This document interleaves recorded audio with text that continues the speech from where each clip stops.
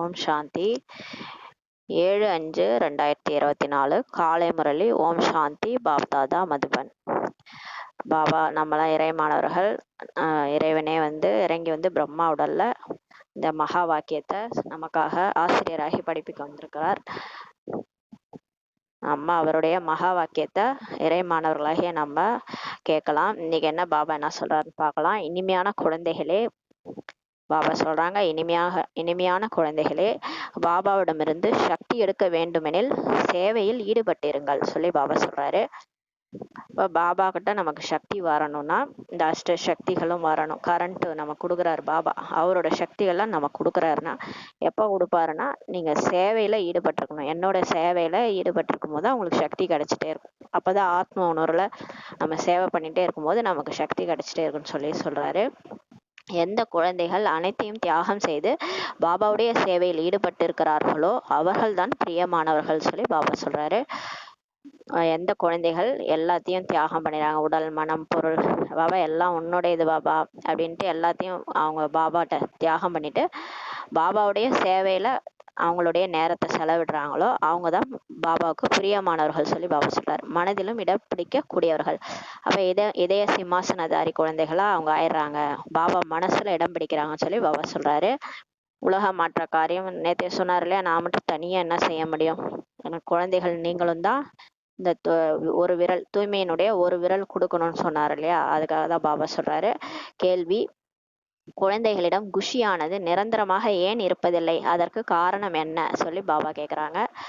இப்போ நமக்கு குஷி நிரந்தரமா இருக்கிறதில்ல, அவ்வப்போது ஞானம் கேட்கும் போது குஷி வருது, பாபா நினைச்சா கொஞ்சம் குஷி, எப்பயாவது குஷி வருது, நிரந்தரமா அந்த குஷி ஏன் இருக்கிறதில்ல, அது காரணம் என்ன சொல்லி பாபா கேட்குறாரு. பதில்: நினைவு செய்யக்கூடிய சமயத்தில் புத்தியானது அலைப்பாய்கிறது. பாபாவை நினைக்கும் போது நம்ம உட்கார்றோம்னா அந்த டைம்ல நம்ம புத்தி கொஞ்சம் அலைப்பாயுது. ஏதாவது விஷயங்கள்லாம் நம்ம சாதாரணமா இருக்கும் போது கூட நமக்கு எதுவும் அலைப்பாயாது. ஆனா பாபாவை நினைக்கலான்ட்டு போய் உட்காரும் போது தான் புத்தியில ஏதேதோ விஷயங்கள் அலைப்பாயும் சொல்லி பாபா சொல்றாரு. நிலையான புத்தி இல்லாத காரணத்தினால் குஷியானது இருப்பதில்லை. அப்ப நிலையான புத்தி இல்லை, நிலை இல்லாத புத்தியா இருக்குது, ஏதோ நினைச்சுக்கிட்டு இருக்குது புத்தி, அதனால குஷி இருக்கிறது இல்லை சொல்லி பாபா சொல்றாரு. மாயாவினுடைய புயலானது தீபத்தை அணைய வைக்கின்றது. இந்த மாயா, அந்த காமம், கோபம், பற்று, ஆசை, அகங்காரம், மெயினா இந்த எண்ணங்கள் தான் நமக்கு வரும். ஏதாவது ஒரு எண்ணங்கள் வந்தா கூட நம்ம பாபாவை நினைக்க முடியாது. அப்ப அந்த மாயாவினுடைய புயல் நம்ம ஆத்ம தீபத்தை அணைய வைக்கின்றது சொல்லி பாபா சொல்றாரு. எதுவரை கர்மம் அகர்மமாக மாறவில்லையோ அதுவரை மகிழ்ச்சி நிலையாக இருப்பதில்லை சொல்லி பாபா சொல்றாரு. நம்மளுடைய கர்மம் அகர்மமா, இந்த சத்தியுகத்துல தேவதைகள்லாம் அகர்மம் செஞ்சாங்க, அதாவது ஆத்ம உணர்வுல கர்மம் செய்யறது. நான் ஆத்மா என்ற உணர்வுல கர்மம் செய்யும் போது அது அகர்மமா இருக்கும். அப்ப கர்மம் அகர்மமா மாறாத வரைக்கும், ஆத்ம உணர்வு உங்களுக்கு வராத வரைக்கும், அது வரைக்கும் மகிழ்ச்சி நிலையா இருக்காதுன்னு சொல்லி பாபா சொல்றாரு. அதனால் குழந்தைகள் இந்த ஒரு முயற்சியை செய்ய வேண்டும் சொல்லி பாபா சொல்றாங்க. நம்ம அந்த அகர்மமா கர்மா பண்றதுக்காக முயற்சி செய்யணும் சொல்லி பாபா சொல்றாங்க. ஓம் சாந்தி. எப்போதும் ஓம் சாந்தி என்று சொல்கின்றீர்களோ அப்போது மிக உற்சாகத்துடன் கூற வேண்டும் பாபா சொல்றாரு. ஓம் சாந்தின்னு சொல்லும் போது உற்சாகமா சொல்லணும்னு சொல்லி பாபா சொல்றாரு. நான் ஆத்மா சாந்த சொரூபமானவன், அதனுடைய அர்த்தமே அதுதான். அர்த்தம் மிகவும் எளிமையானதுதான் சொல்லி பாபா சொல்றாரு. ஓம் சாந்தினா நான் ஆத்மா சாந்த சொரூபமானவன்றதான் அர்த்தம், எளிமையானதுன்னு சொல்லி சொல்றாரு. பாபாவும் சொல்கின்றார் ஓம் சாந்தி, தாதாவும் சொல்கின்றார் ஓம் சாந்தி. அவர் சொல்கிறார் நான் பரமாத்மா, இவர் சொல்கிறார் நான் ஆத்மா. நம்ம சிவபாபா சொல்றாரு நான் பரமாத்மா சொல்றாரு.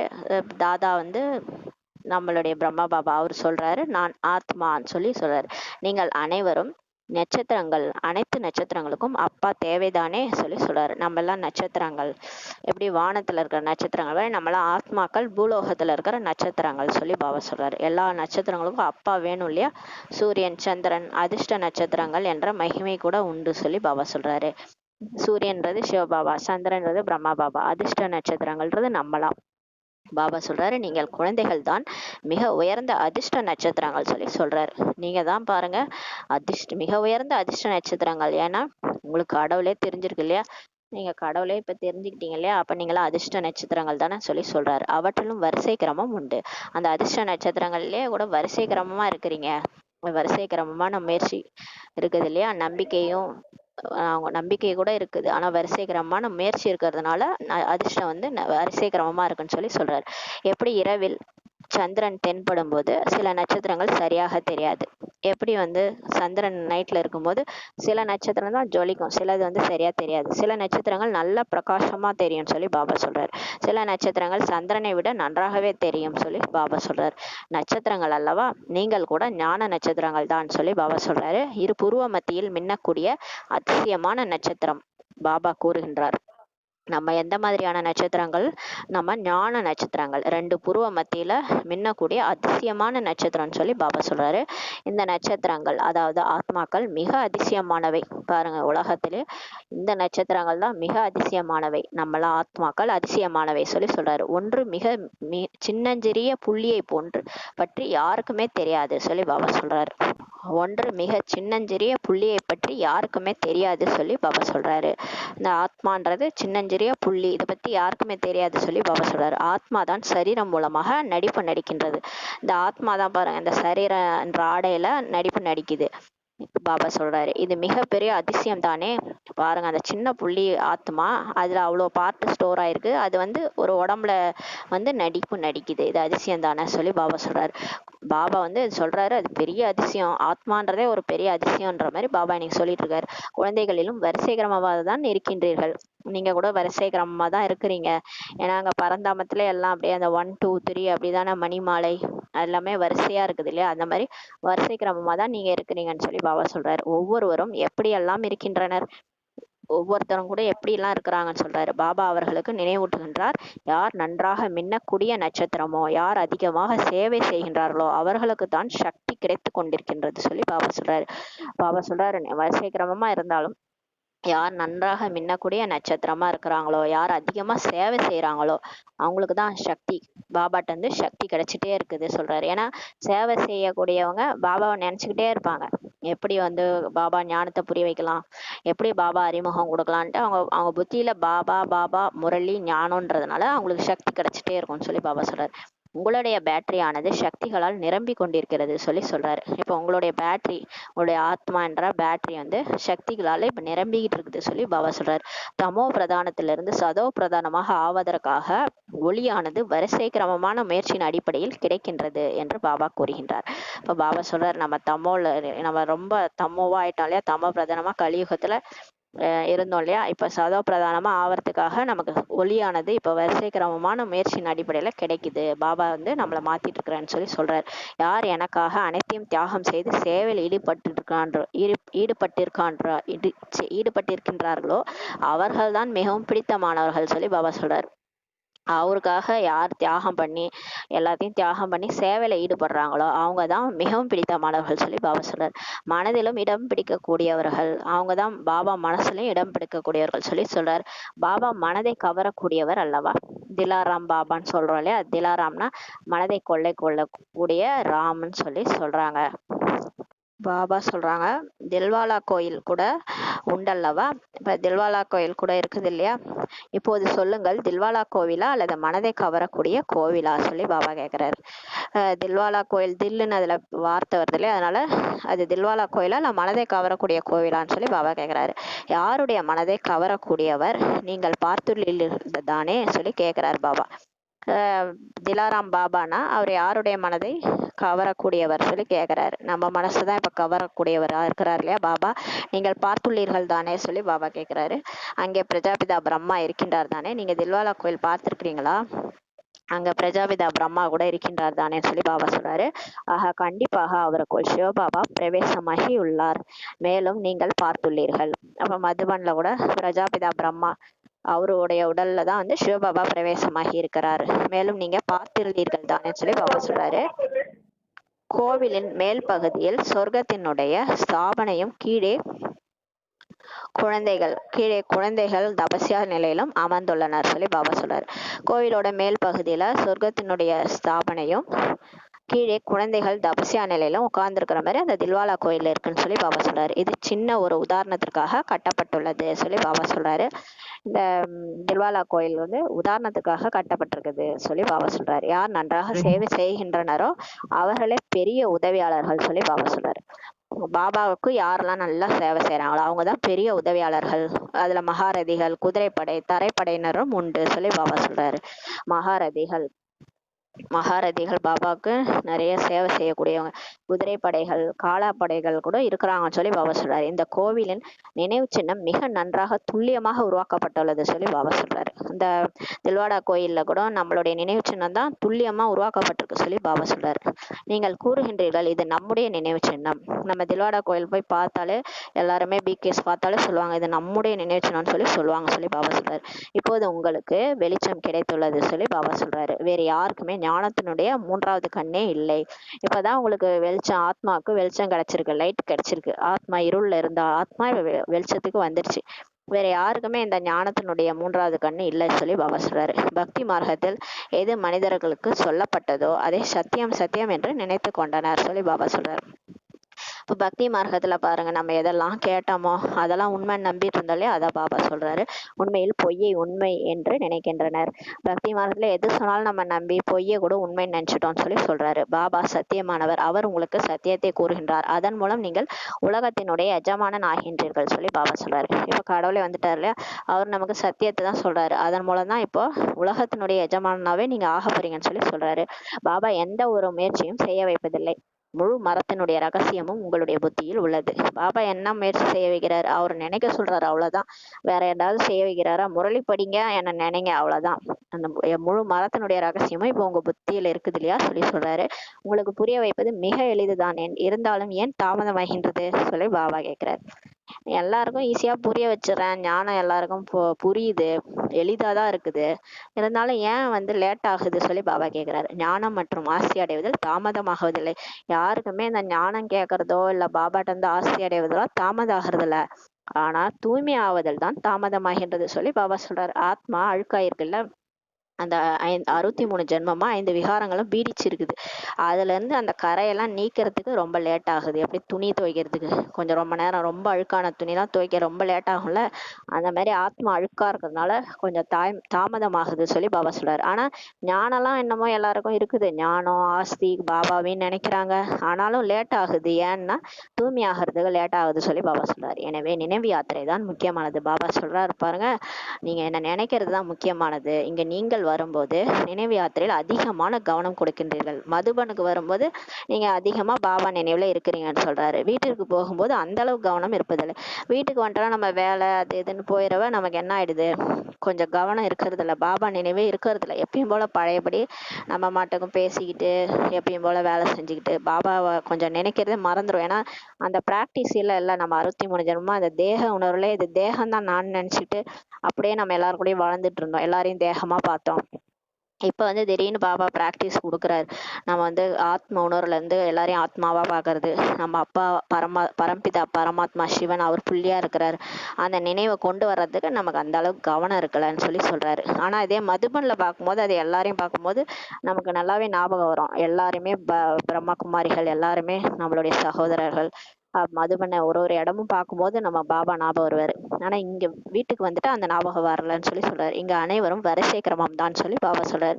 சிலருக்கு இங்க இருக்கும் போது புத்தியில் நஷா இருக்கும், போதை இருக்கும். நாம் குழந்தைகள், அவர் அப்பா என்று அந்த போதை இருக்கும். அப்போது அந்த ஒருவரை தானே நினைவு செய்ய வேண்டும் சொல்லி பாபா சொல்றாரு. இங்க நஷா இருக்குதுல, போதை இருக்குல்ல, அப்ப அந்த ஒருவரை தானே நினைவு செய்யணும் சொல்லி சொல்றாரு. வேற யாரிடமும் புத்தி போகக்கூடாது. பாபா சொல்றாரு, எந்த தேகதாரிட்டையும் புத்தி போகக்கூடாது சொல்லி பாபா சொல்றாரு. சந்தேஷியானவர் முழுமையான ரிப்போர்ட் கொடுக்க முடியும் சொல்றாரு பாருங்க. சந்தேஷியானவர் இருக்காங்க இல்லையா, அவங்க தாதிங்க என்ன பண்ணுவாங்க, சூட்சுமவதனத்துக்கு போயிட்டு வருவாங்க. போய் பாபாவை பார்த்துட்டு வருவாங்க. அவங்களுக்கு அவங்களால முழுமையான ரிப்போர்ட் சொல்ல முடியுமா, இங்க யாராரு என்ன பண்றாங்கன்றத அங்க போய் பாபாட்ட சொல்ல முடியுமா, யாருடைய புத்தி வெளியே செல்கின்றது, யார் என்ன செய்கிறார்கள், யாருக்கு கொட்டாவி வருகின்றது என்ற அனைத்தையும் சொல்ல முடியும் பாருங்க. சந்தேஷி யாரெல்லாம் இருக்கிறாங்களோ, பாபா சூட்சுமதனத்துல போய் டிரான்ஸ்ல போகக்கூடிய தாதிகள் இருக்கிறாங்களோ, அவங்களால இங்க என்ன நடக்குதுன்றத பாபாட்ட சொல்ல முடியும்னு சொல்லி பாபா சொல்றாரு. யாரோட புத்தி வெளியே போகுது, என்ன செய்யறாங்க, யாருக்கு கொட்டாய் வருது, எல்லாத்தையும் சொல்ல முடியும்னு சொல்லி சொல்றாரு. யார் நல்ல சேவாதாரி நட்சத்திரமோ அவர்களை தான் பார்த்து கொண்டிருக்கின்றேன். பாபா மேல இருந்து யார் நல்லா அவருடைய சேவை செய்யறாங்களோ அவங்களதான் பார்த்துட்டு இருக்கிறாராம். பாபாவிற்கு அன்பு உண்டல்லவா, அவர் சேவை செய்யறவங்கள பார்த்தா அவருக்கு அப்படியே அன்பு வருதான். எல்லாரும் குழந்தைகள் மேலே அன்பு இருக்குது, இருந்தாலும் சேவை செய்யற குழந்தைகள் அவரே நினைச்சிட்டு இருக்காங்களே, அதனால அவருக்கும் அன்பு வருதுன்னு சொல்றாரு. ஸ்தாபனை காரியத்தில் உதவி செய்கின்றனர். மீண்டும் போன கல்பத்தை போலவே ராஜ்யமானது ஸ்தாபனையாகி கொண்டிருக்கின்றது சொல்றாரு. இப்ப ஸ்தாபனை காரியத்துல உதவி செய்யறாங்க என் குழந்தைகள். நான் தனியா எப்படி செய்ய முடியும், எனக்காக அவங்க உதவி செய்யறாங்க. மீண்டும் போன கல்பத்தை போலவே இப்ப ராஜ்யம் கூட ஸ்தாபனை ஆயிட்டு இருக்கு பாபா சொல்றாரு. அநேக முறை ஏற்பட்டிருந்தது இதே மாதிரிதான், நிறைய கல்பம் இதே மாதிரிதான் ஸ்தாபனை ஆச்சு சொல்றாரு. நாடகத்தின் சக்கரமானது சுழன்று கொண்டே இருக்கும் பாபா சொல்றாரு. இந்த டிராமா மீண்டும் மீண்டும் ரிப்பீட் ஆகும்னு சொல்றாரு.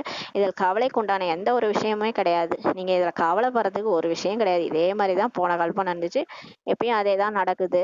திரும்ப அடுத்த கல்பம் இதே தான் நடக்கும். நீங்க ஏன் கவலைப்படுறீங்கன்றாரு. பாபாவினுடைய துணை உண்டல்லவா, யார் போனா என்ன, நம்ம கூட துணைவனா யார் இருக்கிறாங்க, 1000 கரங்களுடைய சிவ தந்தையே இருக்கிறாரு.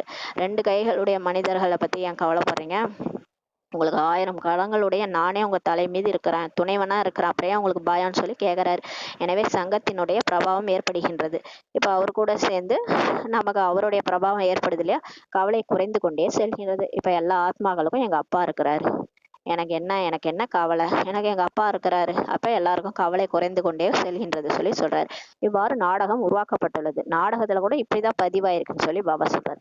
பாபா குழந்தைகளுக்காக சொர்க்கத்தினுடைய ராஜ்யத்தை கொண்டு வந்துள்ளார். பாபா வந்திருக்கிறாரு, சும்மாவா வந்திருக்கிறாரு, கையில கிஃப்ட் எடுத்துன்னு வந்திருக்காரு, சொர்க்கத்தினுடைய ராஜ்யத்தையே எடுத்துன்னு வந்திருக்கிறாரு. பாபா சொல்றாரு, இனிமேல இனிமையான குழந்தைகளே, பதீத்தத்துல இருந்து தூய்மையாவதற்காக தந்தையை நினைவு செய்யுங்கள். குழந்தைகளே, நம்ம சொர்க்கத்துக்கு நான் கிஃப்டா எடுத்துட்டு வந்திருக்கேன், அங்க போனோம்னா தூய்மையற்ற நிலையில இருந்து தூய்மையாவதற்காக என்னை மட்டும் நினைங்கன்னு சொல்றாரு. ஆத்மான்னு உணர்ந்து ஆத்மாவுடைய அப்பா தான் நானு, பரம்பிதா பரமாத்மா நினைவு செய்யுங்கன்னு பாபா சொல்றாரு. இப்போது நீங்கள் வீடு திரும்ப வேண்டும். இப்ப எல்லாருமே வீட்டுக்கு போன நடிப்பு நடிக்க 5000 வருஷம் ஆயிடுச்சு, முடிஞ்சு போச்சு. நீங்க இதுதான் உண்மை நினைச்சிட்டு இங்கே வாழ்ந்துட்டு இருக்காதீங்க, வாங்க வீட்டுக்கு போகணும்னு கூப்பிடுறாரு. இதற்காகத்தான் நீங்கள் பக்தி மார்க்கத்தில் தலையை உடைத்து கொண்டீர்கள். இதற்குதான் நீங்க 63 ஜென்மமா பக்தி செஞ்சு செஞ்சு, கடவுளை நீ வா, நீ வந்தினா உன் கூட வந்துடும், இந்த உலகமே பிடிக்கல, தலையெல்லாம் உடச்சிக்கிட்டீங்களே என்னை பாக்குறதுக்காக, நீ எங்க இருக்கிற, நீ நேர்ல வந்தா நல்லா இருக்கும், உன்னை பார்த்தா நல்லா இருக்குமே, எவ்வளவு பேர் மண்டையை உடச்சிட்டாங்க, அதுதான் பாபா சொல்றாரு. ஆனால் ஒருவர் கூட போக முடியாது. பாபா சொல்றாரு, நான் வராத வரைக்கும் ஒருத்தவங்க கூட அமைதிக்கு போக முடியாது சொல்றாரு. சாந்தி தாமத்துக்கு போக முடியாது. பாபா சொல்றாரு, பாபாவை நினைவு செய்து கொண்டே இருங்கள். இப்ப சொல்றாரு, நீங்க மட்டும் என்ன நினைச்சிட்டே இருங்க போதும், உங்க ஆத்மா தூய்மையாயிட்டா ஆட்டோமேட்டிக்கா எனக்கு கிட்டக வந்துருவீங்க, நீங்க உடலை விட்டு என் கூட வந்துடலாம்னு சொல்றாரு. மேலும் சுய தர்சன சக்கரத்தை சுற்றி கொண்டே இருங்கள். தினமுமே நீங்க அந்த சுய தர்சன சக்கரம் ஆத்மா கடந்து வந்த பாதை, அது ஆரம்பத்துல இருந்து எப்படி நடிப்பு நடிச்சது, அந்த பாதை அப்படியே சக்கரத்தை சுற்றிட்டே இருங்க. அனாதி ஸ்வரூபம், தேவதா ஸ்வரூபம், அடுத்து நம்மளுடைய பூஜைக்குரிய ஸ்வரூபம், துவாபர யுகத்துல இருந்து நம்ம கடந்து வந்த பாதை, அப்புறம் கலியுகத்துல நம்ம எப்படி பிராமணனா, சங்கம் யுகத்துல பிராமணனா பாபா நம்மள மாற்றினாரு, பிராமணன்ல இருந்து ஃபரிஸ்தாவா நம்ம மாறிடும். இந்த 5 ஸ்வரூபத்தை, அந்த சுயதர்சன சக்கரத்தை சுத்திக்கிட்டே இருங்கன்னு பாபா சொல்றாரு. அல்லாஹ் மற்றும் ஆஸ்தி, பாபாவை நினைவு செய்யுங்கள். கடவுள் மற்றும் அவர் கொடுக்கக்கூடிய ஆஸ்தி சொர்க்கம், இதை 2 மட்டும் நினைவு பண்ணிட்டே இருங்கன்னு பாபா சொல்றாரு. மேலும் 84 பிறவி சக்கரத்தை சுற்றுங்கள். ஆத்மா கடந்து வந்தது 84 பிறவி. அதாவது யாரெல்லாம் சொர்க்கத்துல ஃபர்ஸ்ட்ல இருந்தே நடிச்சாங்களோ அவங்க எல்லாருமே 84 பிறவி எடுத்திருக்கிறாங்க. அந்த சக்கரத்தை சுத்துங்கன்னு சொல்றாரு. ஆத்மாவில் 84 பிறவினுடைய ஞானம் உள்ளது பாபா சொல்றாரு. படைப்பவர் மற்றும் படைப்பினுடைய முதல் இடைக்கடையை பற்றி யாருக்குமே தெரியவில்லை பாபா சொல்றாரு. நீங்களும் கூட வரிசை கிரமமாக முயற்சியின் அடிப்படையில் தான் அறிந்துள்ளீர்கள். அந்த படைப்பு எப்படி, இந்த உலகம் எப்படி உருவாச்சு, அதை படைச்சவர் யாரு, அதோட முதல் இடை கடை என்னன்ற யாருக்குமே உலகத்துல தெரியாது. நீங்க கூட வரிசை கிரமமா முயற்சிப்படிதான் இப்ப அறிஞ்சிருக்கிறீங்கன்னு சொல்றாரு. நீங்கள் அதிகாலையில இருந்து புத்தியில் வையுங்கள், நாம் 84 பிறவி சக்கரத்தை முடித்து விட்டோம். காலையில ஏஞ்சி அந்த ஆழ் மனசுல போடுங்க, நான் ஆத்மா நடிக்க வந்தேன், இப்ப 84 பிறவி சக்கரத்தை முடிச்சிட்டேன், நான் இப்போ வீட்டுக்கு போகணும், பாபா வந்துட்டாரு, அவர் வந்துட்டாரு, நான் கிளம்பணும், இதை ஆழ் மனசுல போடுங்கன்றாரு. ஏன்னா நம்ம இங்கேயே டேரா போட்டுட்டு இருக்கிறோம், இங்கேயேதான் நடிப்பேன், இங்கேயேதான் இருப்பேன், யாரையும் விட மாட்டேன்னு புடிச்சிட்டு வச்சிருக்கோம், புத்தியில பற்று வச்சிட்டு இருக்கிறோம். இந்த வீடு என்னது, இந்த உறவினர்கள் என்னுடையவங்க, அப்படி இப்படின்ட்டு இந்த 63 ஜென்மமா இப்படியே வாழ்ந்துட்டோம் இல்லையா, அதனாலதான் ஆத்மா போகவே மாட்டேது, இங்கே திரும்ப திரும்ப மறுபிறவி எடுத்து பிறந்துகிட்டே இருக்குது இல்லையா, அதே வீட்லயே திரும்ப பிறந்தது. அதான் பாபா சொல்றாரு. இப்போ நான் எல்லாருமே வீட்டுக்கு போகணும், வீடு திரும்பணும்னு சொல்லி பாபா சொல்றாரு. திரும்ப சக்கரம் சுத்த போகுது, திரும்ப சொர்க்கத்துல இருந்து தொடங்க போகுது இல்லையா? அப்ப இப்ப எல்லாரும் வீட்டுக்கு போகணும்னு சொல்லி சொல்றாரு. அதனால் பாபாவை நினைவு செய்யுங்கள், அப்போது நீங்கள் சக்கரவர்த்தி ஆவீர்கள் சொல்லி பாபா சொல்றாரு. பாபா நினைச்சா போதும், நீங்க சக்கரவர்த்தி ராஜாவா ஆயிடுவீங்க. இது சுலபமானது தானே, இது ஏதாவது கஷ்டம் இருக்குதா சொல்லி கேக்குறாரு. ஆனால் மாயா உங்களை மறக்கடித்து விடுகின்றது. ஆனா பாருங்க, இந்த மாயா 5 விகாரங்கள், காமம், கோபம், பற்று, ஆசை, அகங்காரம், இந்த உலகத்துல நம்ம இருக்கிற பொருட்கள் எல்லாம் பார்த்துட்டு இதுதான் உண்மைன்னு நம்பிக்கிட்டு அப்படியே நம்மள மாயா என்ன பண்ணி வச்சிருக்கா, அதை புடிச்சு வச்சிருக்கு. அதோட கஸ்டமர் நம்ம, அதை நம்மள மறக்க வச்சிருது. பாபாவே நினைக்க விட மாட்டேது. மாயானுடைய புயலானது தீபத்தை அணைய வைக்கின்றது. மாயா புயல் அடிச்சு என்ன பண்ணுது, ஆத்ம தீபத்தை ஆத்மான்னு நம்ம நம்பி அப்படியே பாபா நினைக்கும் போது அப்பதான் வரும். மாயா வந்து ஏதோ புயல் எடுத்துட்டு வரும், தீபத்தை அணைய வச்சிரும்னு சொல்லி சொல்றாரு. மாயா மிகப்பெரிய பலசாலி. எப்படி பாபா சர்வ சக்திவானோ அது மாதிரி மாயாவும் மிகப்பெரிய பலசாலின்றாரு. குழந்தைகளை மறக்கடிக்க வைக்கும் அளவிற்கு மாயாவிற்கு அவ்வளவு சக்தி உண்டு. நம்மள பாபா யாருன்னே நம்ம மறந்து போயிடுவோம். அந்த அளவுக்கு அதுக்கு சக்தி இருக்குது சொல்றாரு. மாயாவுக்கு அவ்வளவு சக்தி இருக்கு. நம்ம வீக் பாயிண்ட்ல வந்து அடிக்கும். நமக்கு என்ன பலகீனமோ, நம்ம பற்றுல பலகீனமா தானே பற்றுல வச்சு அடிக்கும்.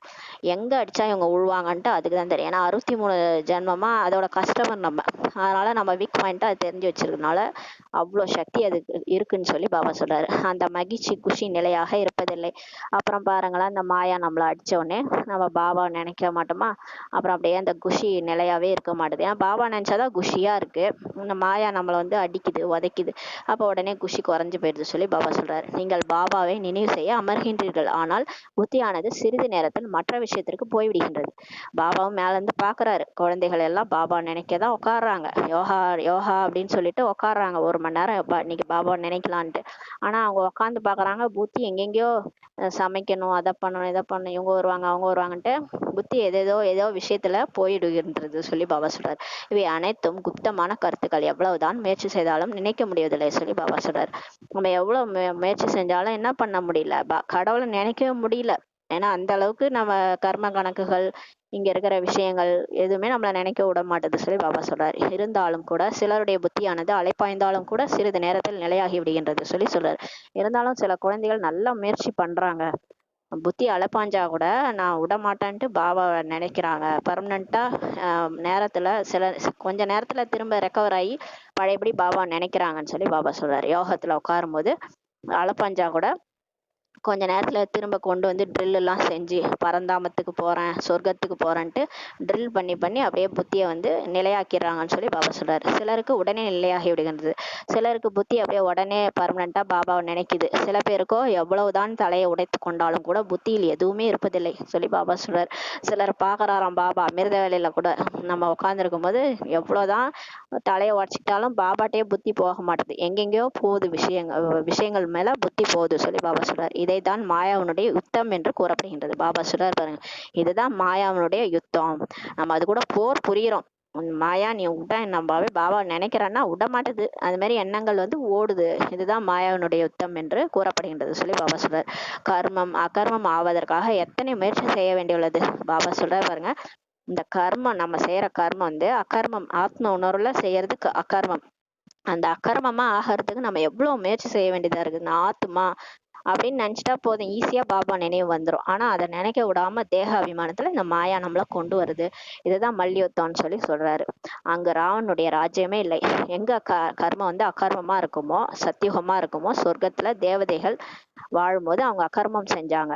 அதாவது அந்த கர்மத்தினுடைய பலன் அவங்களுக்கு எதுவுமே இருக்காது. அது ஆத்ம உணர்வுல செய்வாங்க இல்லையா, அதுதான் வந்து அகர்மம். அங்க வந்து மாயாவுடைய ராஜ்யமே இல்லை. அதனால அவங்க ஈஸியா அகர்மம் செஞ்சாங்க. எனவே கர்மம் வந்து விகர்மமாக அங்க ஆகாது.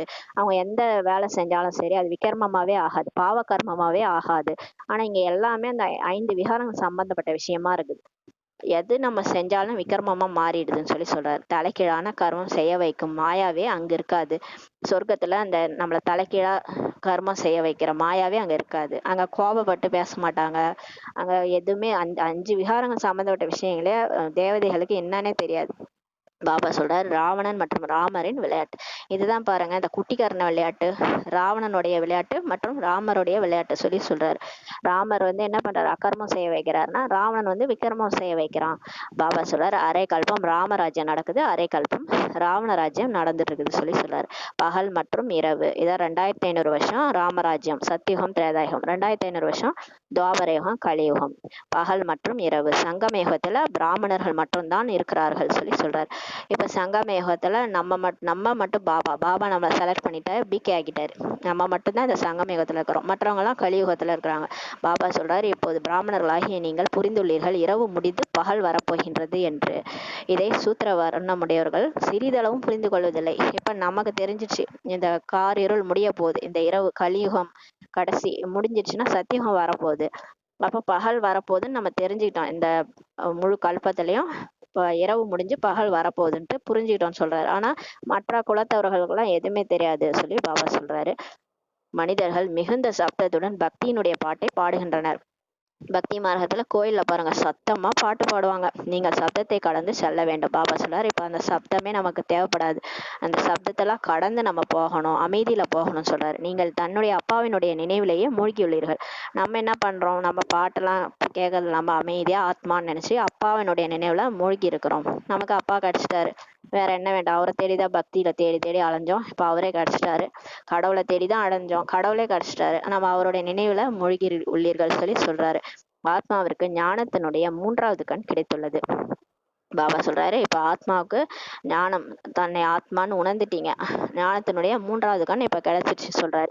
இப்போது பாபாவை நினைவு செய்ய வேண்டும் என்று ஆத்மா புரிந்துள்ளது. இப்ப நம்ம அப்பாவை நினைவு செஞ்சா நம்ம தூய்மையாயிடுவோம், அப்பா கூட போயிடலான்ட்டு ஆத்மா புரிஞ்சிருக்குது சொல்றாரு. பக்தி மார்க்கத்தில் சிவபாபா என்று கூறிக்கொண்டிருந்தீர்கள்.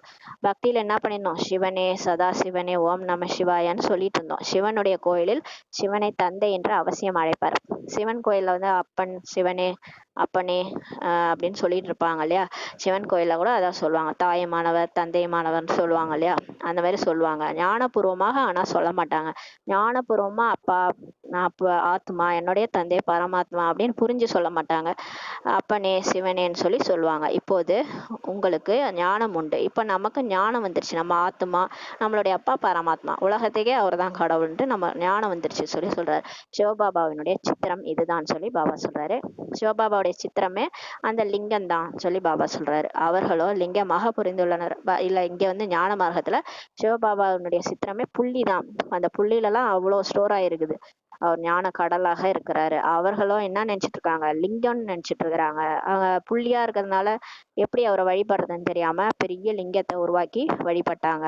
உங்களுக்கு இப்போது ஞானம் கிடைத்துள்ளது சொல்லி சொல்றாரு. அவர்கள் லிங்கத்தின் மேல் அபிஷேகம் செய்கின்றனர். அவங்க வந்து லிங்கத்தை உருவாக்கி அதனால அபிஷேகம் பண்ணி அர்ச்சனை எல்லாம் செய்யறாங்க. பாபா நிராகாரமானவர், பாபா புள்ளியா இருக்கிறாரு. நிராகாரருக்கு அபிஷேகம் செய்தால் அவர் என்ன செய்வார், அவரு கண்ணுக்கே தெரிய மாட்டாரு. அவருக்கு போய் நம்ம எப்படி அபிஷேகம் செய்ய முடியும், அவரு என்ன செய்வாரு. அதனால சாகாரமாக இருந்தால் தானே அவர் ஏற்றுக்கொள்வாரு. அவர் சாகாரமா வந்தாதான் ஏற்றுக்கொள்ள முடியும். அவர் ஒரு மனித ரூபத்திலயும் வர்றதில்ல.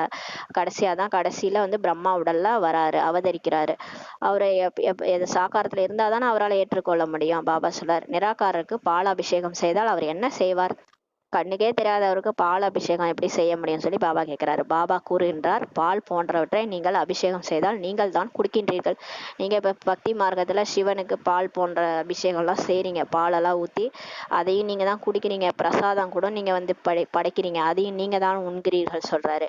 இங்க நான் உங்கள் கண் எதிரே இருக்கின்றேன், ஆனா நான் இப்ப வந்திருக்கிறேன், இவர் உடல்ல வந்து உங்களுக்கு முன்னாடி உட்கார்ந்துருக்கேன். இதற்கு முன்னால் மறைமுகமாக செய்தீர்கள், இப்போதோ நேரடியாக கீழே வந்து நடிப்பு நடித்து கொண்டிருக்கின்றார். பாபா சொல்றாரு பக்தி மார்க்கத்துல மறைமுகமா எனக்கு படையெல்லாம் போட்டீங்க, இப்போ நேரடியா நான் பிரம்மா உடல்ல வந்து அவதரிச்சிருக்கிறேன், நேரா நான் தான் வந்து உங்களோட பேசிட்டு இருக்கேன். கீழே வந்து என்னோட நடிப்பு நடித்துட்டு இருக்கிறார் பாபா, நடித்து கொண்டிருக்கின்றார் சொல்லி பாபா சொல்றாரு. வீட்டில் உள்ள வேலைகள் மூலமாக முற்றிலும் அசாந்தி தான் ஏற்பட்டுள்ளது. இப்ப வீட்டுல பாருங்க, நம்ம பக்தியில கூட எவ்வளவு வேலை செஞ்சோம், என்ன விளக்கு தட்டி தீர்த்தணும், வீடு வாசல் தீர்த்தணும், எவ்வளவு வேலை. இதன் மூலமா நமக்கு என்ன கிடைச்சது? அசாந்தி தான் கிடைச்சது சொல்லி பாபா சொல்றார். இந்த சமயத்தில் முழு உலகமும் அசாந்தியாகத்தான் இருக்கிறது. இந்த நேரத்துல பாருங்க, முழு உலகமுமே ஒரே துக்கமா தான் இருக்கிறாங்க இல்லையா? அசாந்தி, நிம்மதி இல்ல சொல்றாங்க எல்லாருமே. பாபா சொல்றாரு, யோகத்தினுடைய சக்தி மூலமாக தான் அமைதி ஸ்தாபனை ஆகி கொண்டிருக்கிறது. இப்ப ஆத்மா பரமாத்மா புரிஞ்சுக்கிட்டு யோகா பண்ண பண்ண அந்த சக்தி கிடைக்குது. அந்த சக்தி மூலமா தான் அமைதியே ஸ்தாபனை ஆயிட்டு இருக்குன்னு சொல்லி பாபா சொல்றாரு.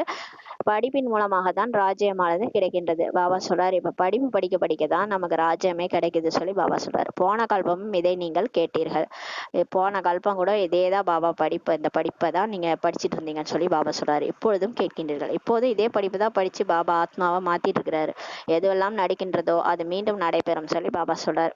இப்ப எதெல்லாம் நடக்குதோ, நீங்க என்னெல்லாம் பாக்குறீங்களோ, இந்த புயல் வெள்ளம் என்னென்னலாம் நடக்குதோ அதேதான் மீண்டும் நடைபெறும் சொல்லி பாபா சொல்றார். எத்தனை குழந்தைகள் ஆச்சரியப்படும் அளவிற்கு வெளியேறி விட்டனர் என்று பாபா கூறுகின்றார். எவ்வளவு பிகேஸ் வந்தாங்க தெரியுமா? எல்லாம் என் குழந்தைய ஆனாங்க, ஆச்சரியப்படும்படி கேட்டாங்க. ஆஹா பாபா, ஆஹா ஞானம் சொன்னவங்களாம் போயிட்டாங்கன்னு சொல்லி பாபா சொல்றார். பிரியதர்ஷனான மணவாளன் என்னை எவ்வளவு நினைத்தீர்கள்? இப்ப என்னதான் பிரியதர்ஷனா நினைச்சீங்க, மணவாளனா நினைச்சீங்க, எவ்வளவு நினைச்சீங்க? இப்போது நான் வந்துள்ளேன். நீங்க பக்தி மார்க்கத்துல 63 பிறவிகளா என்னதான் தேடி தேடி அலைஞ்சீங்க. இப்ப நான் வந்துட்டேன். பிறகு என்னை விட்டு விட்டு நீங்கள் சென்று விடுகின்றீர்கள் சொல்லி சொல்றாரு. இங்க வந்துட்டு அப்புறம் ஏன் என்னை விட்டுட்டு போறீங்கன்னு சொல்லி கேக்குறாரு. மாயா எப்பேற்பட்ட அடி கொடுத்து விடுகின்றது. மாயா, ஏன்னா அவங்க போனது காரணம் மாயா. மாயா என்ன பண்ணுது? அவங்க புத்தியை மாத்தி விட்டுருது. எப்பேற்பட்ட அடி உங்களுக்கு கொடுத்து விடுகின்றது. பாபா அனுபவசாலி அல்லவா? பாபாவிற்கு தன்னுடைய வாழ்க்கை கதை முழுவதும் நினைவில் உள்ளது. பிரம்மா பாபா கூட அனுபவசாலி. அவருக்கு தன்னுடைய வாழ்க்கை கதை முழுவதும் நினைவில் உள்ளது சொல்லி பாபா சொல்றாரு. தலையில் தொப்பி போட்டுக்கொண்டு வெறும் காலுடன் ஓடிக்கொண்டிருந்தார். பிரம்மா பாபா தலையில தொப்பி போட்டுக்கிட்டு வெறும் காலோட ஓடிட்டு இருந்தாராம். முஸ்லிம்கள் கூட மிக அன்பு செய்தனர். அவர் மேல முஸ்லிம்கள் கூட மிக அன்பு செலுத்தினாங்களாம். மிகுந்த உபசரிப்பு கொடுத்தனர். மாஸ்டருடைய குழந்தை வருகின்றார் என்று குருவினுடைய குழந்தை மாதிரி கம்பு ரொட்டி எல்லாம் சாப்பிட கொடுத்தனர். அவருக்கு மாஸ்டருடைய குழந்தை வருகிறார்னு சொல்லிட்டு குருவினுடைய குழந்தை மாதிரி என்ன பண்ணாங்கன்னா கம்பு ரொட்டி எல்லாம் சாப்பிட கொடுத்தாங்களாம். இங்கே கூட பாபா 15 நாட்களுக்காக கொடுத்திருந்தார். இங்கே கூட பாபா 15 நாட்களுக்காக இந்த ரொட்டி எல்லாம் கொடுத்தாரு. ரொட்டி மற்றும் மோர் தான் உண்பதற்காக கொடுத்தார். அந்த காலத்துல பிரம்மா பாபா இருக்கும்போது கொஞ்சம் அந்த அளவுக்கு காசு பணம்லாம் கொஞ்சம் கஷ்டமா இருந்தது. அந்த டைம்ல எல்லாருக்குமே அந்த ரொட்டி மோர் தான் உண்பதற்காக கொடுத்தார். வேற ஒன்றுமே செய்யவில்லை. நோய்வாய்ப்பட்டவர்களுக்கும் கூட இதுதான் தரப்பட்டது சொல்லி பாபா சொல்றாரு. யாரெல்லாம் அந்த டைம்ல வந்தாங்களோ, சரண்டர் ஆனாங்களோ, அவங்களுக்கு நோய் இருந்தா கூட அந்த ரொட்டி மோர் தான் அவங்களும் குடிச்சாங்களாம். ஆனா யாருக்குமே ஒண்ணுமே ஆகலையாம்.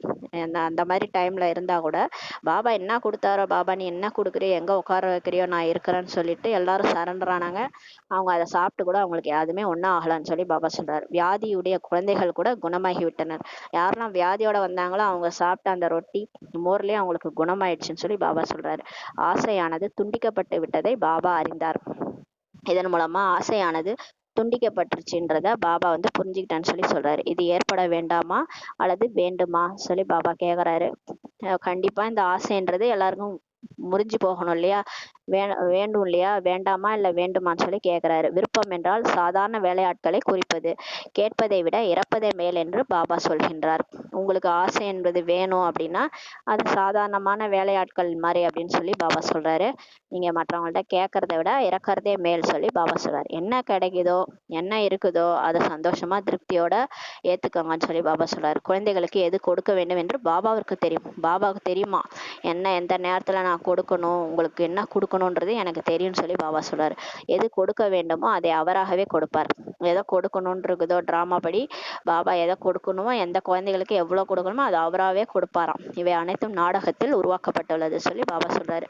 பாபா கேட்டார், பாபாவே யார் பாபா என்று புரிந்துள்ளீர்கள்?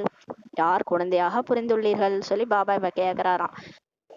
அதாவது நான் புள்ளியா இருக்கிறேன், நான் பரமாத்மா உங்களுடைய அப்பா அப்படின்றத யாரெல்லாம் புரிஞ்சிட்டு இருக்கிறீங்கன்னு சொல்லி கேக்குறாரு. யாரெல்லாம் குழந்தையா அதாவது என் அப்பா, நான் அவருடைய குழந்தை அப்படின்னு புரிஞ்சிருக்கிறீங்கன்னு சொல்லி கை உயர்த்துங்கள் சொல்லி பாபா கேக்குறாரு.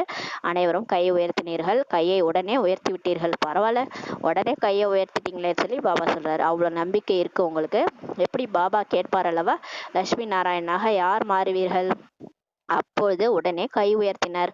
உடனே பாபா கேட்டாராம், லட்சுமி நாராயணனாக யார் மாற போறீங்கன்னு எல்லாருமே கை உயர்த்தினர் சொல்றாரு. இந்த பரலோகிகமான குழந்தையை சேர்த்து கொள்ளுங்கள் சொல்லி பாபா சொல்றாரு. நான் உங்களுடைய இந்த பாபா சொல்றாரு, அவர் நம்மளுடைய குழந்தையா, பரலோகிகமான குழந்தையா, அவரை நம்ம கூட சேர்த்துக்க சொல்றாரு. இவர் தாய் தந்தையருக்கு அதிகமாக சேவை செய்வார். பிரம்மா பாபா கூட தாய் தந்தையருக்கு அதிகமாக சேவை செய்வார். 21 பிறவிக்கு ஆஸ்தி வழங்குவார் சொல்லி பாபா சொல்றாரு. இல்ல இவர் வந்து சிவபாபா சொல்றாரு. சிவபாபா வந்து இப்ப வந்து நம்ம குழந்தையா ஏத்துக்கிட்டோம் இல்லையா, அதனால அவர் நம்ம நம்ம வந்து தாயாயிட்டோம் இல்லையா, அவர் தாய் தந்தைக்கு அதிகமா சேவை செய்வாராம். 21 பிறவிக்கு ஆஸ்தி கொடுப்பாராம். சிவபாபா நமக்கு 21 பிறவிக்கு ஆஸ்தி வழங்குவன்னு சொல்லி சொல்றாரு. பாபா எப்போது வானப்பிரஸ்த நிலைக்கு செல்கிறாரோ அப்போது தந்தையை பாதுகாப்பது குழந்தைகளுடைய கடமையாகும். பாபா சொல்றாரு, இப்ப பாபா எப்போ வந்து வானப்பிரஸ்த நிலைக்கு போயிடுறாரோ அப்போ வந்து தந்தையை பாதுகாப்பது குழந்தைகளுடைய கடமையாகும்னு சொல்லி பாபா சொல்றாரு.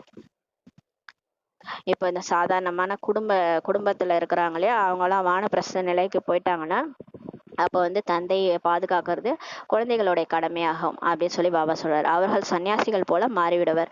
அவங்க என்ன ஆயிடுவாங்க, வானப்பிரஸ்த நிலைக்கு போயிட்டாங்கன்னா அவங்க சன்னியாசி மாதிரி ஆயிடுவாங்க. எப்படி இவருடைய லௌகிக தந்தையானவர் வானப்பிரஸ்தி நிலை அடையும் போது நான் பனாரஸிற்கு சென்று சத்சங்கம் நடத்த வேண்டும், என்னை அங்கே அழைத்து செல்லுங்கள் என்று கூறியிருந்தார் சொல்லி பாபா சொல்றாரு. இப்போ வந்து பிரம்மா பாபாவுடைய லௌகீக தந்தை வானப்பிரஸ்தி நிலை அடையும் போது பனாரஸுக்கு சென்று சத்சங்கம் நடத்தணும்னு சொன்னாராம். அப்பா என்ன அங்க அழைத்து செல்லுங்கள் சொல்லியிருந்தாரு. சரித்திரம் சொல்லவும் சொல்லி பாபா சொல்றாரு. நீங்கள் பிராமணர்கள் பிரஜாபிதா பிரம்மா குமாரிகள். பிரஜாபிதா பிரம்மா தான் மனித சிருஷ்டியில் அனைவரும் விட முதல் இலையானவர் சொல்லி பாபா சொல்றாரு. நீங்க எல்லாருமே பிரம்மா குமாரிகள், பிரஜாபிதா பிரம்மாவனுடைய குழந்தைகள். மனித சிருஷ்டியில எல்லாரை விட முதல் இலை வந்து பிரம்மா தான் சொல்றாரு. ஏன்னா அவர் உடல்ல தானே சிவனே அவதரிச்சாரு. விதையானவர் சிவனு, அந்த விதையில இருந்து முளைச்ச முதல் இலை வந்து பிரம்மா பாபா தான் சொல்லி பாபா சொல்றாரு. இவரை ஞான கடல் என்று கூற முடியாது சொல்லி சொல்றாரு. ஆனாலும் ஞான கடல் சிவன் மட்டும்தான், இவரை சொல்ல முடியாது சொல்லி பாபா சொல்றாரு.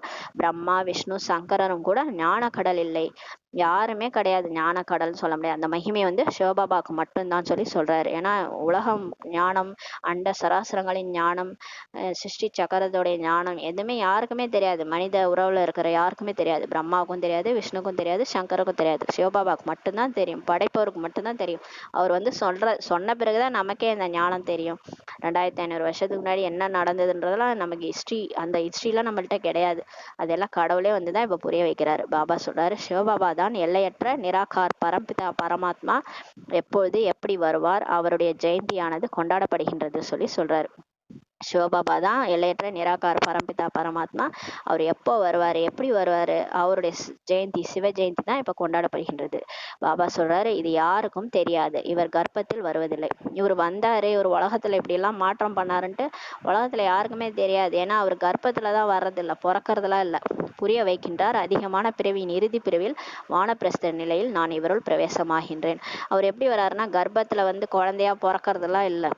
அவர் வந்து பிரம்மா பாபா உடல்ல நெற்றிபுரத்துல வந்து அவதரித்து அவருடைய வானப்பிரஸ்த நிலையில பிரவேசமாகிறாரு. அதனாலதான் உலகத்துல யாருக்குமே தெரியல அவர் எப்ப வந்தாரு. சிவ ஜெயந்தி கொண்டாடுறாங்க. 100 வருஷமா உலக மாற்ற காரியத்துல ஈடுபட்டிருக்காரு கடவுளே வந்து, அது யாருக்குமே தெரியல சொல்லி பாபா சொல்றார். மனிதர்கள் எப்போது சந்நியாசம் செய்கின்றனரோ அதே வானப்பிரஸ்த நிலை என்று சொல்லப்படுகிறது. எப்ப மனிதர்கள் வந்து 60 வயசு ஆயிடுச்சுன்னா போதும், நம்ம கணவன் மனைவி 2 பேருமே காசி ராமேஸ்வரம் கிளம்பிடுவாங்க. பிள்ளைகள் வாழட்டும், அவங்க ஃப்ரீயா இருக்கட்டும், நம்ம கிளம்பலான்ட்டு போயிடுவாங்க. அதுதான் வானப்பிரஸ்தி நிலை என்று சொல்லப்படுகிறது சொல்லி பாபா சொல்றார். எனவே பாபா உங்களுக்கு கூறுகிறார், குழந்தைகளை நீங்கள் முழுமையாக 84 பிறவி எடுத்து விட்டீர்கள், இதுதான் அதிகமான பிறவியின் இறுதி பிறவியாகும் சொல்லி பாபா சொல்றார். குழந்தைகளே, உங்களுக்கும் இப்ப வானப்பிரஸ்த நிலை, நீங்க அதிகமா உடல் எடுத்து நடிச்சு 84 பிறவி எடுத்துட்டீங்க. இப்ப அதிகமான பிறவிலே இறுதி பிறவி, இதுதான் உங்களுக்கு கடைசி பிறவி. கணக்கு தெரியும் அல்லவா சொல்லி பாபா கேட்கிறாரு. கணக்கு தான் தெரியும் இல்லையா. நம்ம 21 பிறவி சொர்க்கம் மற்றும் தேதாயகம். சத்தியுகத்துல 8 பிறவி, திரேதாயுகத்துல 12 பிறவி, துவாபர யுகத்துல நம்ம 21 பிறவி, அதுக்கப்புறம் கலியுகத்துல 42 பிறவி. டோட்டலா நம்ம 84 பிறவி எடுக்கிறோம். தெரியும்ல கணக்குன்னு சொல்லி கேட்கிறாரு.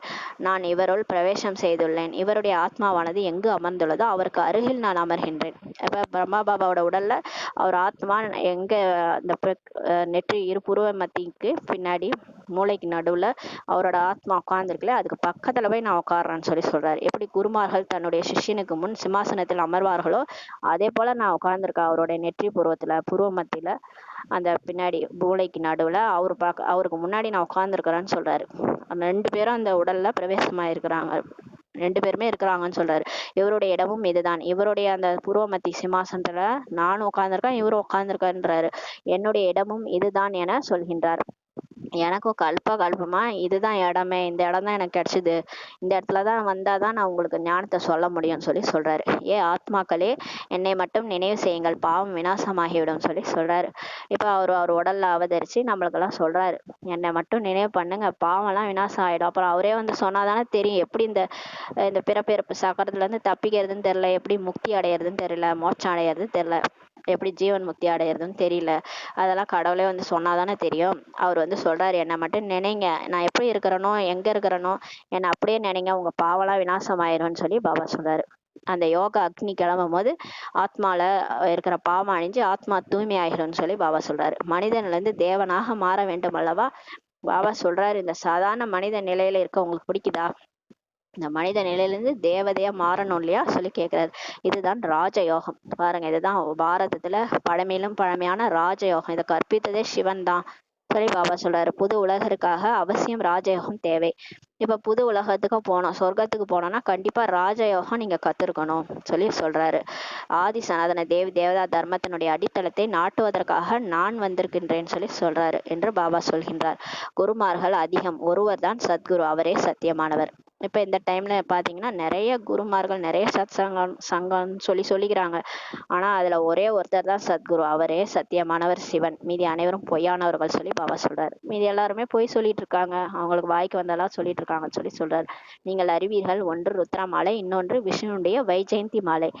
ஒண்ணு சிவனுடைய மாலை, ருத்ரா மாலைன்றது சிவன் அவருடைய குழந்தைகள் எல்லாருமே இருப்பாங்க, 800 கோடி ஆத்மாக்கள், அது சிவனுடைய மாலை. இன்னொன்னு விஷ்ணுடைய வைஜெயந்தி மாலை, அதாவது விஷ்ணு குலத்துல போறவங்க 108 பேரு யாரெல்லாம் டெஸ்ட் பேப்பர்ல பாஸ் ஆகி, பாபா வைக்கிற டெஸ்ட் பேப்பர்ல பாஸ் வித் டிஸ்டிங்ஷன்ல போனாங்களோ அவங்களாம் 108 மணி மாலையில வருவாங்க. அத வைஜெயந்தினா வெற்றி அடைந்த மாலை, விஷ்ணுவுடைய வெற்றி அடைந்த மாலையில வந்துருவாங்க. அதற்காக தான் நீங்கள் முயற்சி செய்து கொண்டிருக்கிறீர்கள். இப்ப பாபா வந்து நம்மள நினைங்கன்றாருல, யார பாபா அதிகமா நினைச்சு சேவை செய்யறாங்களோ அவங்க தான் அந்த 108 மணி மாலையில போவாங்க. அதற்காக தான் நீங்க முயற்சி பண்ணிட்டு இருக்கீங்கன்னு சொல்லி பாபா சொல்றாரு. பாபாவை நினைவு செய்யுங்கள், அப்போது மாலையில் மணியாக முடியும். பாபாவை யார் அதிகமா நினைக்கிறாங்களோ நினைவு செய்யறாங்களோ அவங்கதான் மாலையில மணியாக முடியும்னு சொல்றாரு பாபா. பக்தி மார்க்கத்தில் எந்த மாலையை உருட்டினீர்களோ அதை பற்றி ஒன்றுமே அறியவில்லை. நம்ம முன்னாடி கூட அந்த சந்தன மாலை, 108 மணி மாலை, ருத்ராட்ச மாலை எல்லாம் உருட்டணும் இல்லையா, ஆனா அதை பத்தி தெரியாமலே உருட்டிட்டு இருந்தோம். அதாவது இந்த மாலை யாருடையது கூட நமக்கு தெரியாது. மேலே உள்ள மலர் யார், அந்த 108ல மேல ஒரு மலர் இருக்கும், அதுதான் சிவபாபா, அது கூட நம்ம தெரியாம இருந்தோம். பிறகு மணி யார், இந்த மணிகள்லாம் 108 மணிகள் யாரு, அது கூட நம்ம தெரியாம இருந்தோம். யாருடைய மாலையை உருட்டினீர்களோ அதை பற்றி ஒன்றுமே தெரிஞ்சிருக்கவில்லை சொல்லி பாபா சொல்றாரு. அந்த 108 மணி மாலையை உருட்டினீங்க இல்லையா, அது யாருன்னு கூட தெரிஞ்சுக்காம இருந்தீங்கன்னு சொல்லி பாபா சொல்றாரு. புரியாமலேயே ராமா ராமா என்று கூறிக்கொண்டு மாலையை உருட்டி கொண்டிருந்தீர்கள். நீங்க கூட பக்தி மார்க்கத்துல அந்த 108 மணி மாலையை புரியாமலே அது யாரு, பாபாவுடைய குழந்தைகள், கடைசி நேரத்துல சேவை பண்ணி பாபாவுக்காக சேவை பண்ணி உலகம் முழுதும் செய்தி கொடுத்தவங்க, அவங்களுக்கு தான் அந்த மாலை உருவாயிருக்குது. அந்த 108 மணி மாலையில் எல்லாருமே லட்சுமி நாராயணன், அவங்களுடைய 108 லட்சுமி நாராயணன் தான் அவங்கன்னு சொல்லி புரியாமலே நீங்க உருட்டிட்டு இருந்தீங்கன்னு சொல்லி பாபா சொல்றாரு. ராமா ராமா என்று கூறுவதால் அனைத்தும் ராமரே ராமர் என்று புரிந்து கொண்டீர்கள். ராமா ராமான்னு சொன்னதுனால எல்லாமே ராமர் நினைச்சுக்கிட்டீங்கன்னு சொல்லி சொல்றாரு. சர்வ வியாபி என்ற விஷயத்தின் அறியாமை இதிலிருந்து தான் வெளிப்பட்டது. இந்த மாதிரி இந்த ராமா ராமா உருட்டி தான் எல்லா இடத்துலயும் இருக்கிறாரு, ராமரே ராமர் அப்படின்ட்டு புரிஞ்சுக்கிட்டனால்தான் சர்வ வியாபி, எங்க பார்த்தாலும் கடவுள் இருக்கிறாரு, அந்த அறியாமை வந்து இதுல இருந்து தான் வெளிப்பட்டது சொல்லி பாபா சொல்றாரு. மாலையினுடைய அர்த்தத்தை பற்றி அறிந்திருக்கவே இல்லை சொல்லி பாபா சொல்றாரு. இந்த மாலையை பத்தி புரிஞ்சிக்கவே இல்லை. சிலர் கூறுகின்றனர் 100 மாலை உருட்டுங்கள், எத்தனை மாலையை உருட்டுங்கள் சொல்லி சொல்றாங்க. நீங்க 108 மாலை உருட்டுங்க, இதெல்லாம் உருட்டினீங்கன்னா உங்க பிரச்சனை தீந்துரும்னு சொல்லுவாங்க பக்தியில. பாபா அனுபவசாலி அல்லவா, பிரம்மா பாபா கூட அனுபவசாலி. அவர் 12 குருக்கள் இருந்தனர். பாபாவுக்கு வந்து பிரம்மா பாபாவுக்கு 12 குருக்கள் இருந்தாங்களாம். 12 குருக்களினுடைய அனுபவத்தை எடுத்துக்கொண்டார். அவங்கவுங்கள்ட்ட போய் அவங்கவுங்கள பத்தி அனுபவத்தை எல்லாம் எடுத்துக்கிட்டாரு பிரம்மா பாபா. இந்த மாதிரி நிறைய பேர் தன்னுடைய குருவை விட்டு இன்னொரு குருவிடம் அனுபவம் அடைவதற்காக செல்கின்றனர். இந்த மாதிரி இந்த பக்தி மார்க்கத்துல நிறைய பேர் ஒரு குரு விட்டுட்டு இன்னொரு குரு விட்ட போயிடுவாங்க. அனுபவம் ஏதாவது கிடைக்குமா, அவங்க ஏதாவது சொல்றாங்களான்ட்டு போறாங்கன்னு சொல்லி பாபா சொல்றாரு. மாலைகள் எல்லாம் உருட்டுகின்றனர். அது நிறைய 108 சந்தன மாலையெல்லாம் உருட்டுறாங்க. இது முற்றிலும் மூட நம்பிக்கையானது சொல்லி பாபா சொல்றாரு. மாலை உருட்டி முடித்த பிறகு மலருக்கு நமஸ்காரம் செய்கின்றனர். அதுக்கப்புறமா அந்த மாலையை உருட்டிட்டு அந்த மாலையில மலர் இருக்கும் இல்லையா, அந்த மலருக்கு நமஸ்காரம் செய்யறாங்கன்னு சொல்லி பாபா சொல்றாரு. சிவபாபா மலர் அல்லவா, ஏன்னா சிவபாபா தான் மலர் இல்லையா, அதனால நமஸ்காரம் செய்யறாங்கன்னு சொல்லி பாபா சொல்றாரு. நீங்கள் நெருங்கிய குழந்தைகள், மாலையினுடைய மணி ஆகின்றீர்கள் சொல்லி பாபா சொல்றாரு. இப்ப நம்மலாம் பாபாவுக்கு நெருங்கிய குழந்தைகள், யாரெல்லாம் சேவை செய்யறாங்களோ அவங்கலாம் நெருங்கிய குழந்தைகள் சொல்றாரு பாபா. அவங்கதான் மாலையினுடைய 108 மணி ஆகிறாங்கன்னு சொல்லி பாபா சொல்றாரு. உங்களைத்தான் நினைக்கின்றனர். அந்த 108 மணி மாலையை உருட்டுறவங்க உங்களை தான் நினைக்கிறாங்கன்னு சொல்லி பாபா சொல்றாரு. அவர்களுக்கு ஒன்றுமே தெரியாது. அவர்களில் சிலர் ராமர் என்கின்றனர், சிலர் கிருஷ்ணரை நினைக்கின்றனர். அந்த 108 மாலையை உருட்டும் போது சிலர் ராமர்னு நினைக்கிறாங்க, சிலர் கிருஷ்ணர்னு நினைக்கிறாங்க. அர்த்தம் இல்லாம ஸ்ரீ கிருஷ்ணா சரணம் என்கின்றனர். சில பேர் கிருஷ்ணார்ப்பணம்னு சொல்லிட்டு சாப்பிடுவாங்க, அர்த்தம் இல்லாம நினைக்கிறாங்கன்னு சொல்றாரு. அவர் தான் சத்தியுகத்தினுடைய இளவரசராக இருந்தார், அவருக்கு எப்படி சரணம் செய்வீர்கள்? பாபாவிற்கு தான் சரணம் போட வேண்டும் சொல்லி பாபா சொல்றாரு. அவர் சத்தியுகத்துல இளவரசர் கிருஷ்ணர், அவருக்கு எப்படி இப்ப சரணம் போடுவீங்க? அவர் அங்க இருக்கிறாரு, அவரை எங்க இங்க நினைக்கிறீங்க? நீங்க இப்ப சிவபாபா அவர் தான் கடவுள், அவருக்கு தான் நீங்க சரணம் போடணும்னு சொல்லி பாபா சொல்றாரு. நீங்கள் தான் பூஜிக்க தகுந்தவர், மீண்டும் நீங்கள் தான் பூஜாரியாகவும் ஆகிறீர்கள் சொல்லி பாபா சொல்றாரு. இது கடவுளே இப்ப நம்ம சொல்ற, நீங்க தான் பூஜிக்க தகுந்த தேவதையா இருந்தீங்க, நீங்க தான் இப்ப பூஜாரி ஆயிட்டீங்க. ஏன்னா உங்க தண்ணியில இழந்துட்டீங்க, ஆத்ம உணர்வை இழந்து தேக உணர்வுல 5 விகாரத்துல சிக்கறதுனால பூஜாரி ஆயிட்டீங்கன்னு சொல்லி பாபா சொல்றாரு. 84 பிறவி எடுத்து தூய்மையற்றவர்களாக ஆகிவிட்டீர்கள். பிறவி எடுத்து எடுத்து மறுபிறவி எடுத்து எடுத்து தூய்மையற்றவர்களாக ஆயிட்டீங்க. அதனால் சிவபாபாவிற்கு கூறுகின்றனர், ஏ மலரே, எங்களையும் உங்களுக்கு சமமாக மாற்றுங்கள். அதனாலதான் இந்த 108 மாலையில இருக்கிற மலர் மேல இருக்காரு இல்லையா, மலர் வந்துட்டாரு. அந்த மலர் அவரை நினைக்க நினைக்க மலரோட சேர்ந்த மலர் என்ன ஆகுது, நாரும் என்ன ஆகுது, பூவோட சேர்ந்த நாரும் மணக்குது இல்லையா, அந்த மாதிரி இப்ப பாபாவோட சேர்ந்த நம்மளும் இப்ப மணக்க ஆரம்பிக்கிறோம். மலரே, எங்களையும் உங்களுக்கு சமமாக மாற்றுங்கன்னு சொல்லி கூப்பிடுறாங்க. நல்லது சொல்லி பாபா சொல்றாரு. இனிமேல் இனிமையான காணாமல் போய் கண்டெடுக்கப்பட்ட செல்லமான குழந்தைகளுக்கு தாயும் தந்தையுமாகிய பாப் தாதாவின் அன்பு நினைவுகள் மற்றும் காலை வணக்கம். ஆன்மீக குழந்தைகளுக்கு ஆன்மீக தாய் தந்தையின் நமஸ்தே. நாம் ஆன்மீக குழந்தைகள், ஆன்மீக தாய் தந்தைக்கு நமஸ்தே. Good morning Baba. தாரணைக்கான முக்கிய சாரம். ஃபர்ஸ்ட் பாயிண்ட், எந்த விதமான விருப்பமும் இருக்கக்கூடாது, ஆசையை அழித்து விட வேண்டும். பாபா சொல்றார், ஆசை வைக்க கூடாது. பாபா என்ன கொடுக்குறாரோ, எதை கொடுக்குறாரோ அவரே கொடுப்பார். டிராமா படி என்னவோ எல்லாமே பாபா கொடுப்பார். நீங்களா எந்த ஆசையும் விருப்பமும் வைக்காதீங்க. ஏன்னா ஆசையே அழிவுக்கு காரணம். புத்தர் கூட சொல்லியிருக்காரு இல்லையா, இந்த ஆசைன்றது விகாரத்துல ஒரு ஆசை, ஆசைன்றது 5 விகாரத்துல ஒண்ணு. அதான் பாபா சொல்றாரு. சத்தியுகத்துல தேவி தேவதைகளுக்கு ஆசைன்னா என்னன்னு தெரியாது, அவங்கள்ட்ட எல்லாமே இருக்கும் ஆனா ஆசைப்பட மாட்டாங்க. அந்த மாதிரி இப்ப இருங்கன்னு சொல்லி சொல்றாரு. பாபா என்ன கொடுக்கின்றாரோ உங்களுக்கு கட்டளை, கேட்பதை விட இறப்பதே மேல் சொல்லி பாபா சொல்றாரு. யார்ட்டையும் போய் கேட்டுக்கிட்டு கெஞ்சிக்கிட்டு இருக்கிறத விட இறக்குறதே மேலுன்னு சொல்லி பாபா சொல்றாரு. 2வது பாயிண்ட், பாபாவிடம் சர்ச் லைட் சக்தி எடுப்பதற்காக ஒரு பாபாவிடம் உண்மையான அன்பு வைக்க வேண்டும். இப்ப பாபாட்ட உங்களுக்கு சக்தி கிடைக்கணும்னா பாபாட்ட உண்மையா அன்பு வைக்கணும். பாபான்னு மனமுருகி, பாபா அப்பா, என்னுடைய அப்பா வந்துட்டாரு, அவர் தான் என்னை எழுப்புறாரு அமிர்த வேலையிலன்ட்டு உண்மையா அன்பு வச்சு அவரை நினைவு செய்யணும்னு சொல்றாரு. அவர் தந்தை, நாம் அவரின் குழந்தைகள் என்ற போதை புத்தியில் இருக்க வேண்டும் சொல்லி பாபா சொல்றாரு. அவருடைய சர்ச் லைட் சக்தி மூலமாக நாம் சமோ பிரதானத்திலிருந்து சதோ பிரதானமாக மாற வேண்டும் சொல்லி பாபா சொல்றாரு. வரதானம், இரக்க பாவனை மூலமாக நிமித்தமான கருவியாக இருந்து சேவை செய்பவராகி பற்றற்றவராக ஆகுக சொல்லி பாபா சொல்றாங்க. கருணை மனம் உடையவரா மாறி நான் ஒரு கருவி, நிமித்தமான கருவியா இருந்து சேவை செய்பவராகி பற்றற்றவரா ஆகுங்க. யார் மேலேயும் பற்று வைக்க கூடாதுன்றார் பாபா. சேவை செய்யணும்னா நம்ம பற்றற்றவங்களா இருக்கணும், அப்படி இருந்தாதான் சேவை செய்ய முடியும்னு சொல்லி சொல்றாரு. நிகழ்காலத்தில் ஆத்மாக்கள் அனைவரும் களைப்படைந்து அவநம்பிக்கையுடன் கருணை கேட்கின்றனர். இப்ப நிகழ்காலத்துல என்ன நடந்துட்டு இருக்கு, ஒரே துக்கமா இருக்கு, உலகம் ஃபுல்லா ஒரே பிரச்சனை அப்படிலாம் இருக்கு. அப்ப எல்லாருமே களப்படைஞ்சு போயிடுறாங்க, அவநம்பிக்கையோட இருக்கிறாங்க. கடவுள்கிட்ட போயிட்டு கருணை கேட்கறாங்க. கோயில் கோயிலா போயிட்டு, அம்மன் தாயே எனக்கு கருணை கொடுமா, கருணை வடிவானவளே அப்படிலாம் வேண்டுறாங்க. முருகன்கிட்ட போய் கருணை வடிவானவரே முருகா காப்பாத்துன்றாங்க. எல்லாரும் என்ன பண்றாங்க, கருணை வேண்டுறாங்க.